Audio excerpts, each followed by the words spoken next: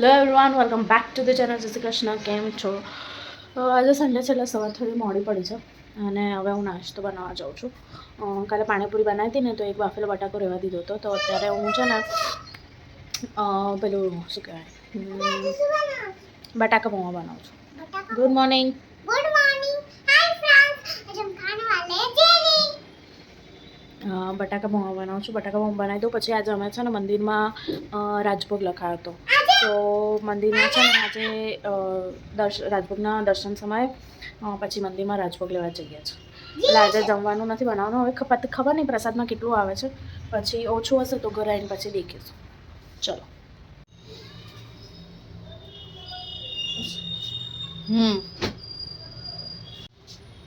જો બટાકા પૌવા રેડી, ચા પણ રેડી. કાલે હું ગઈ હતી ને તો ગ્રીન અનિયન મળ્યા હતા તો લઈ આવી હતી, અને ચા પણ રેડી. ચલો નાસ્તો કરી લઈએ પછી નાહીને મંદિર જવાનું છે. સો ગાઈઝ, હું નાહીને રેડી છું. ફટાફટ હવે મંદિર જઈએ. અમે લોકો બસ આ મંદિર જવા માટે નીકળીએ છીએ. પાઠ સેવા બધું થઈ ગયું છે, હવે નીકળો. અને જે આ રાજભોગ છે ને અમે ઠાકોરજીના પૈસાથી જ કરીએ છીએ, કારણ કે જે મંદિરમાં આપણે જે આપણા ઘરની સેવામાં જે સારા પ્રસંગે પૈસા ધરાવતા હોઈએ છીએ એ પૈસા અમે લોકો ગોકુલમાં પધરાવીએ છીએ.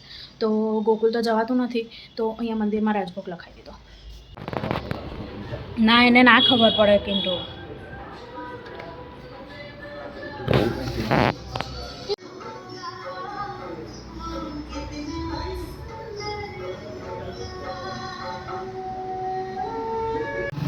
તો અમે મંદિરથી નીકળીએ છીએ અને રાજભોગ લઈ લીધો છે. ઘરે જઈને બતાવો રાજભોગમાં શું છે.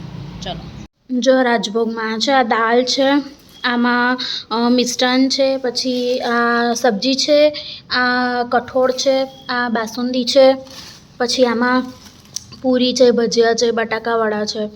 હવે અમે 3 ને 2 5 ને દાનું એટલે 7 જણ જેવા છે, તો પ્રસાદ કદાચ ના થાય તો અમે લોકો, હું રાઈસ મૂકી દઉં છું ઘરે, એના પપ્પા દાલ અને રસમ લેવા માટે ગયા છે, તો પછી અમારા લોકોને થઈ જશે.